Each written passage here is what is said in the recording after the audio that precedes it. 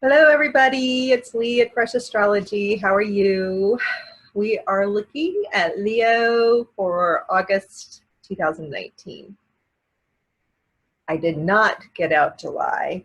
I had been doing quarterly because it's just been a very busy year. Sometimes they're just years when other things take priority.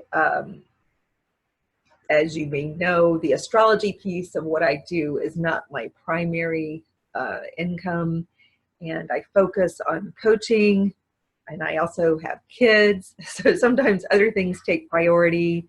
It is fun for me to do these, and I try to get to them, but it's just been very busy. So we didn't get July.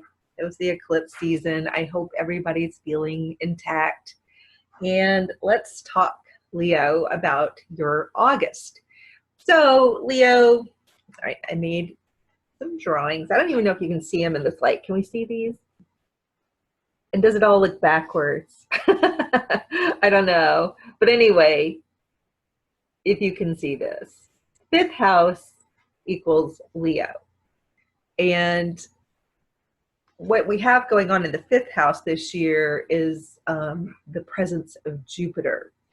So on one hand, just like every other zodiac sign, you experience the fifth house as a set of certain themes. And so a typical Jupiter fifth house experience for any sign would be, if you just look at Jupiter, Jupiter is going to expand whatever's already happening there, and it's going to increase luck in certain areas. It's also going to expand whatever is happening there. So if you have some situations that need cleaning up and attending to, Jupiter is going to act like this big magnifying glass that says, hey, look, look, and you see it, enlarged, whatever it is. So if you have something glaring, let's just pick the topic of children because I think it's easier to conceptualize.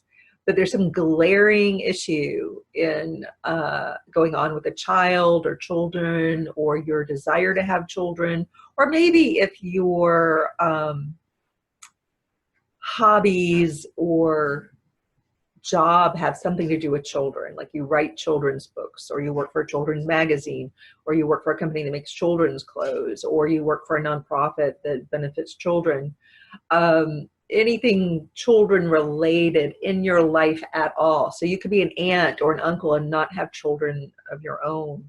You could have tons of friends who have children, and these issues will get really big.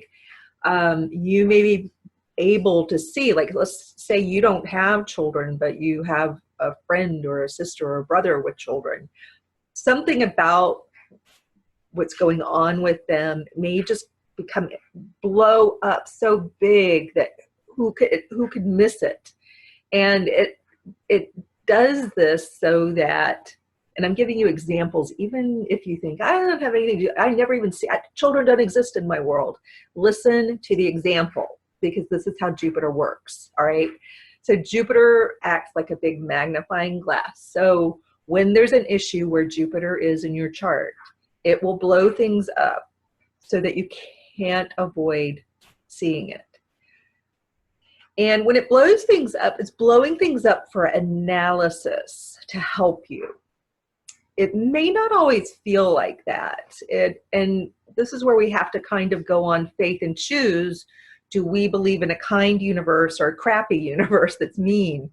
This is where you get to choose. And it's not always easy to make that choice. Sometimes we're not sure in a certain moment, especially if it has to do with our children or even a child we care about. Sometimes expanding issues around a child or problems with children. So let's say you work for a nonprofit that benefits children.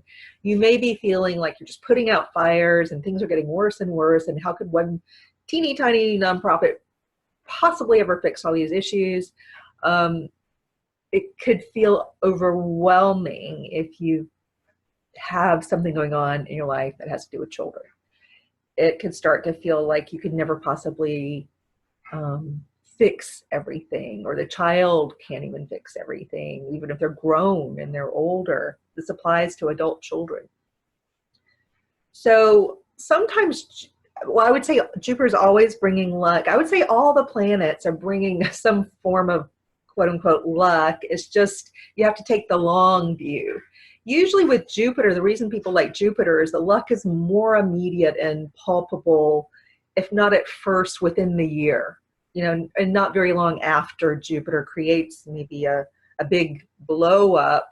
The luck is a little more palpable in the near term. Whereas when you're looking at Saturn and Pluto and the kind of luck they bring, sometimes it takes decades to, especially with Pluto, it doesn't always have to take decades. It depends on how quickly you can reframe something or kind of tweak the way you look at something.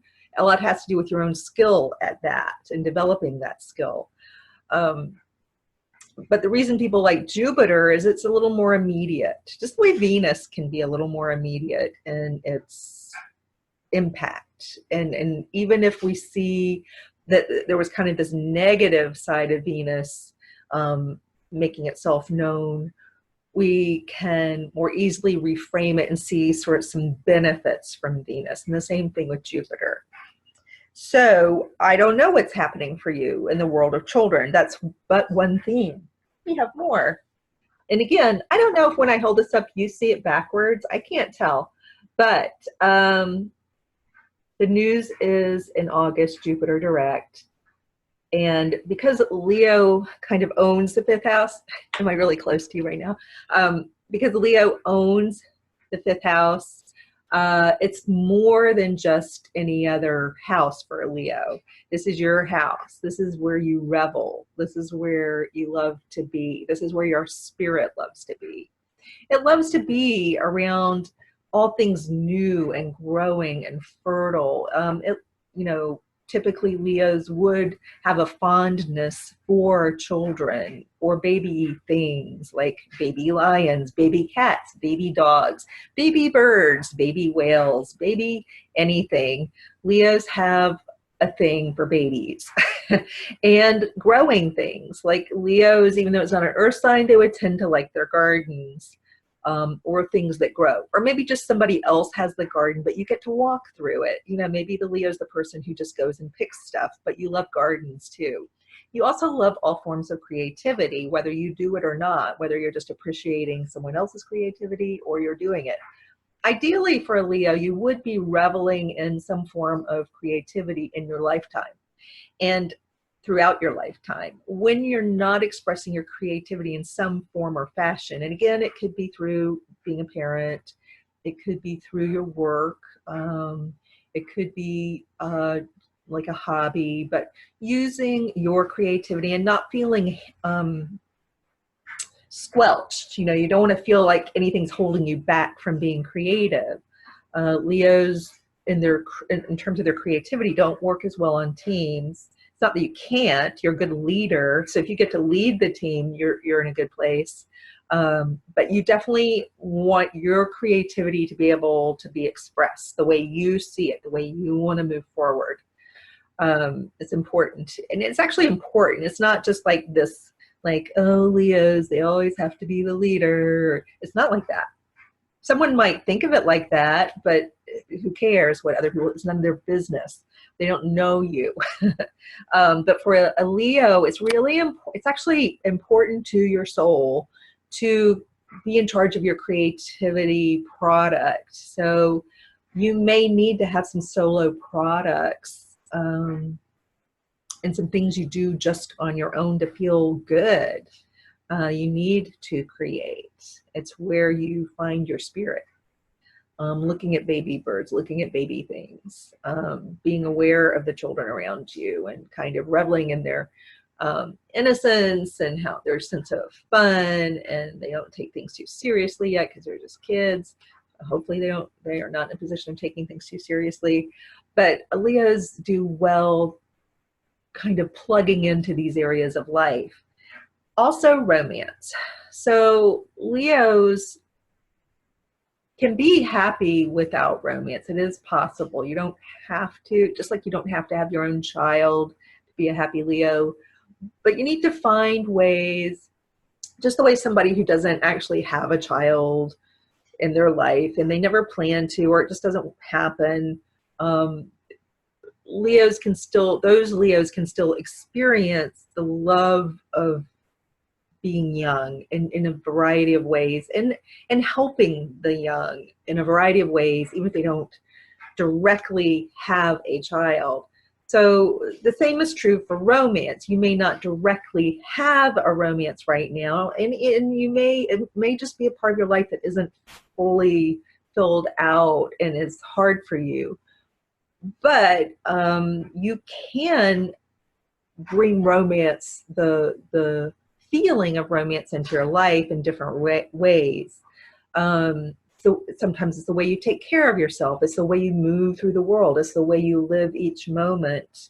You know, do you put candles out in your space, regardless of, you know, having somebody, you know, a romantic other there with you? Do you light candles? Do you, I don't know, what sounds right? Do you walk in, you know, in the rain holding your own hand? I don't know. Do you walk on the beach at sunset? You know, do things that you would do with a romantic partner. Do those same things, and you can just move through the world more romantically. And romance,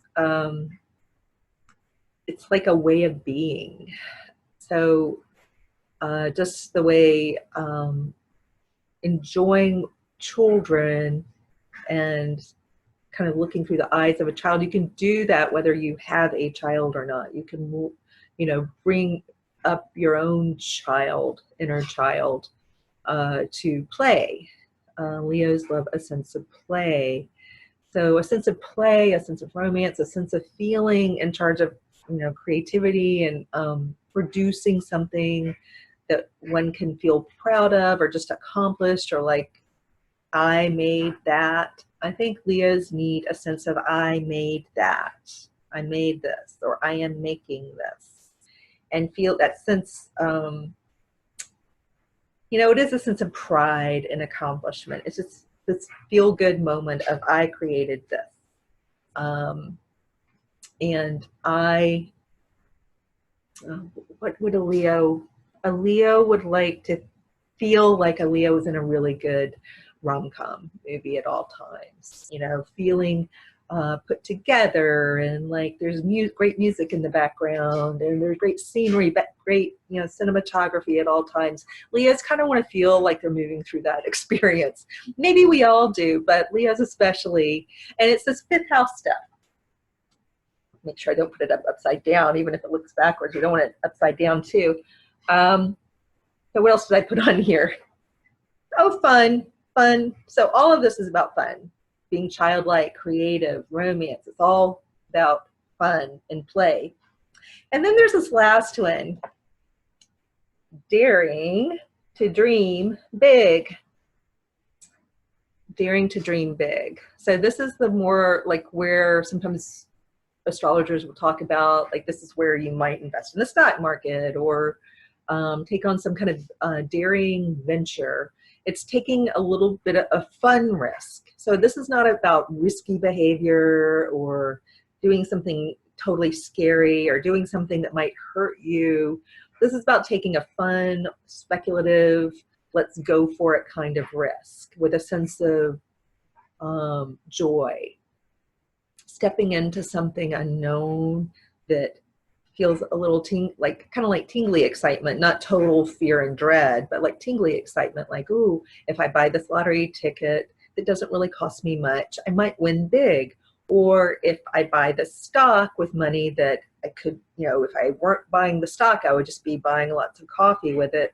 You know, so it's an amount you can afford to lose. I have a child who actually does this. The money he takes to invest is money he feels it's lost anyway. Like, he doesn't even look at it like it's ever going to bring, but has fun speculating on the stock market with money that seems small, like small change. And so that's the kind of risk I'm talking. I'm not talking about betting the farm on a wild, you know, wild risk. It's about you know, if you think of travel as a way to frame this, like going to a destination you've never been to before, going somewhere where you don't know the language, just going for it, like not preparing a lot for the trip, but just going. Again, so using travel as an example is how to look at this type of risk, because I really want you to hear me on this, because I'm not telling you to bet the farm or to put yourself in danger. So this is the kind of, if we use the travel as the analogy, so, you know, this is the kind of trip you just kind of jump and go for it, like you just, unless you live in Greece, but you just pick up and you like go to Greece, and you maybe you don't even have hotel arrangements. Maybe, yeah, you just decide, you get on a plane and you're just going, and you hadn't thought about what you'd actually do there. But, you know, Greece is a safe place. You don't speak the language, but you just trust that maybe you'll just find your way and it'll be kind of an adventure, but it's not inherently dangerous, you know? It's different if you're planning, like, I'm gonna go climb Mount Everest. I'm booking my ticket tomorrow. I've never climbed a mountain before. I don't know what equipment I need, but I'm signing up to go on an excursion 3 days from now. I think my plane will get me there. I can get there in time. I don't know, do I need a coat? It's not that kind of crazy, stupid risk. It's a fun risk. So with Jupiter here, you're going to feel more, I belabor this point, because with Jupiter here, you're going to feel a little more like just footloose and fancy free, especially after August. You were kind of feeling this way a little bit over the holidays and a new year. You may have been feeling a little like this, but then Jupiter went retrograde, and it's been retrograde for a number of months. And you may have felt yourself shrink back into being cautious or safe, or just not moving forward on some dreams. And that's a really sad thing for a Leo. Leos need to feel like they're going towards something big and colorful and glittery and shiny. And so come August, we're going to have Jupiter going direct around the 11th. And at that point, things will start to look rosy again. And you might feel, even now, you may be feeling this urge, like I need something fun to happen in my life. I need to be taking bigger risks to get where I want to go, or I just feel like I'm playing too safe in life. So in August, this is a great opportunity. You have this, it's like having the wind at your back. Jupiter moving forward again can help you take some bigger risks and feel like going for it again. And if you felt like you've been, you know, your motivation has been dragging to get anything off the ground, you know, a project of any kind that means something to you, and it could be dating, you know, or just working on your the romantic life you have with a current partner. It could feel like you just haven't been motivated to fix it or do anything, even though you know you want to or need to. It just hasn't been there. Or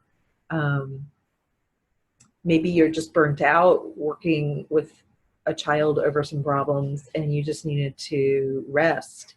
And come August, a lot of things may be turning around for your child. If a child's had issues, and you're going to have the wind at your back, the child's going to have the wind at his or her back, and things will sail forward.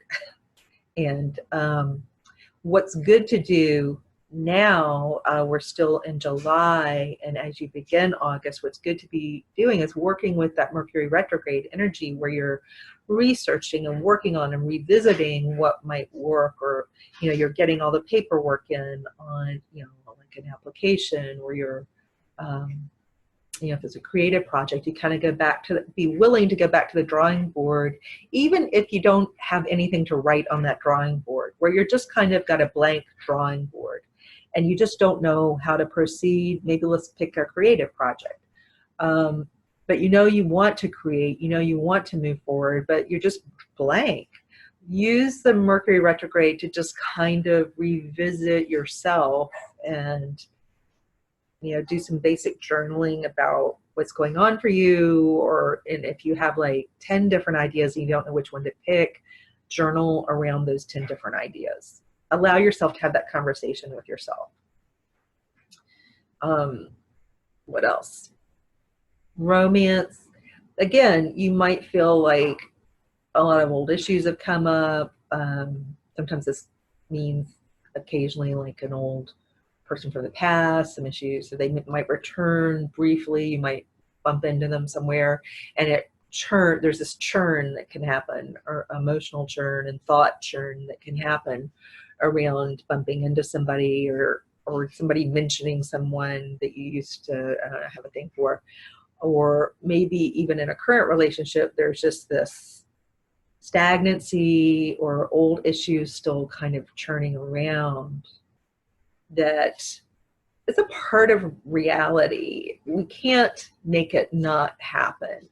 And the planets definitely can't make it not happen. Reality will never mean that this doesn't happen. Reality is that for whatever reason, we have to deal with our stuff. It's so annoying, but we have to deal with our past, our thinking, our emotions. We have to cope with those things. When we don't want to cope with these things, we do stupid, self-destructive things when we don't want to cope with reality.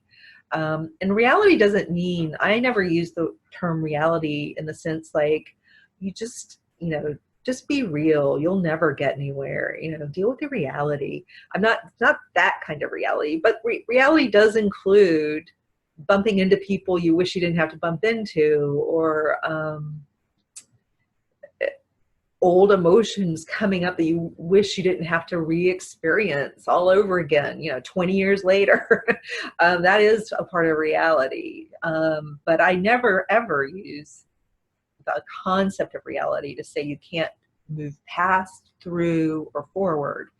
You can always keep moving and striving and creating and improving. You can just keep working on your life and yourself and your stuff.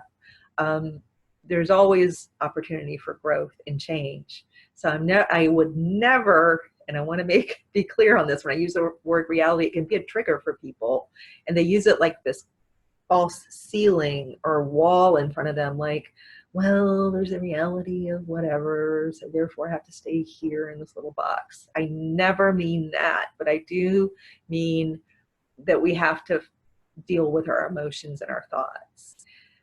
So this could be around romance. So if you have romantic issues, what are the emotions and thoughts that you're having? The Jupiter retrograde might make it in some ways easier to get a handle on that, because it pulls things back a little, like so that the scale becomes manageable. Like, it's not as scary to look at pain around romantic issues. It's not as scary to look at what's happened. If something's happened that you feel like it isn't ideal, sometimes Jupiter retrograde can scale it back so it feels more manageable to cope with looking at it, feeling the feelings, whatever, so that you can process and figure out how you want to move forward. The main thing I would say about moving forward for a Leo right now is you want to think about what's fun and joyful. So that's how you answer questions about what next, what should I do. If you have 10 different creative ideas and that's what's keeping you stuck, you hold each idea. You might even literally pick, get a piece of paper, tear it into 10 slips, write down each idea, and just sit there and meditate with them. Hold one idea and really hold it.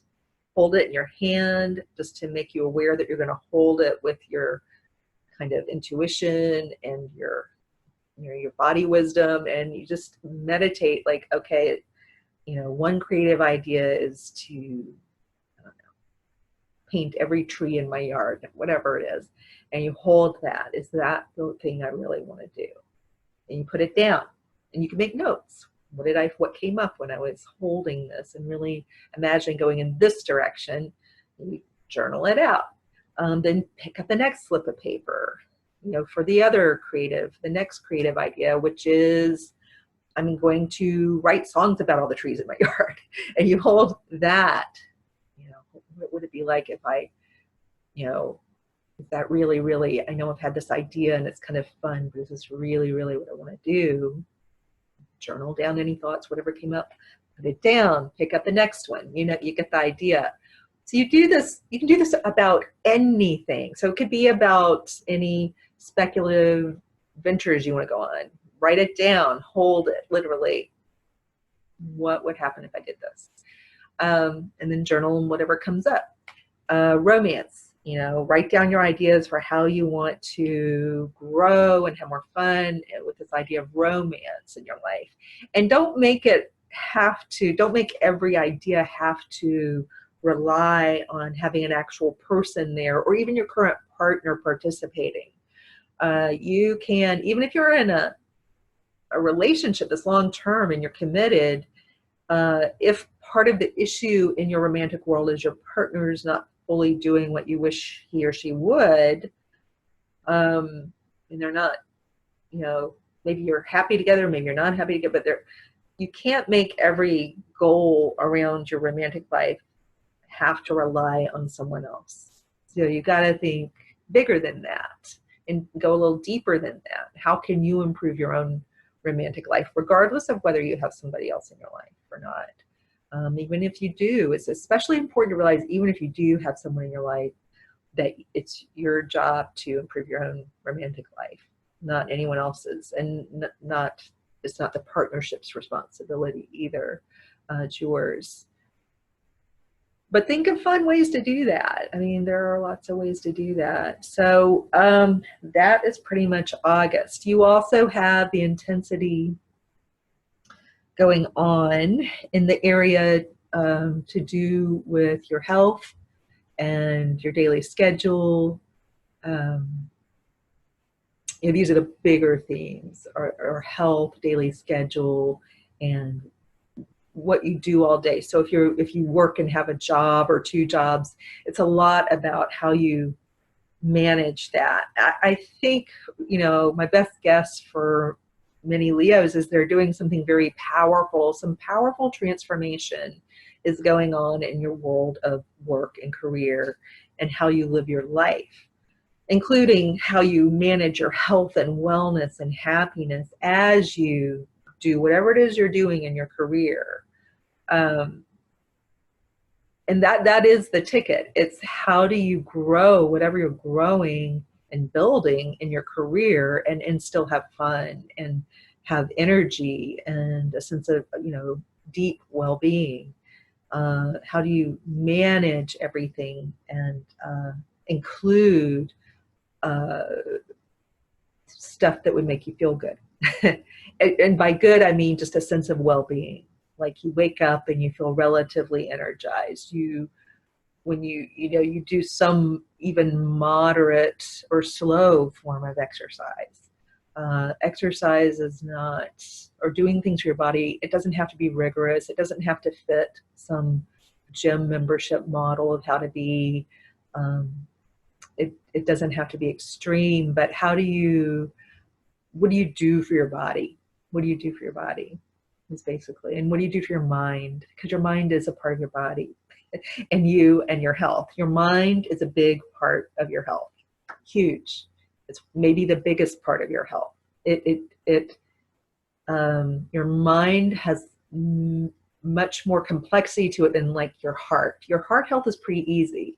It's not very complicated. Your lung health is pretty easy. It's not very complicated. Your eye health, pretty straightforward. Lots of different like things on your body that you can touch, feel, or conceptualize are more straightforward than your mind health and your mental well-being. So maybe that's why medicine leaves it out, because they just don't understand it as well. There's not as much research around how your mental constructs and the nuts and bolts that create a mind. I don't even know if your mind is really your brain. I don't think it's equivalent. You have a brain. Brain health is probably more straightforward than your actual, what we think of as mind. nobody really understands what the mind is. We think it's located in the brain, but it's not necessarily located in the brain. Uh, but for a Leo right now, it's very, very important to start to have the patience to listen to this kind of talk and to start exploring a little bit how you're going to continue to transform your health in a powerful, positive way, and how you live each day and make, you know, each tiny decision each day around your schedule, how much sleep you have, what you put in your mouth, how you move your body is all a part of this transformation. So that is it, and it's good to see you guys. Can't see you individually, but I always have a sense, you know, you get the sense of who's out there, a feeling. It's good to see you. All right, take care.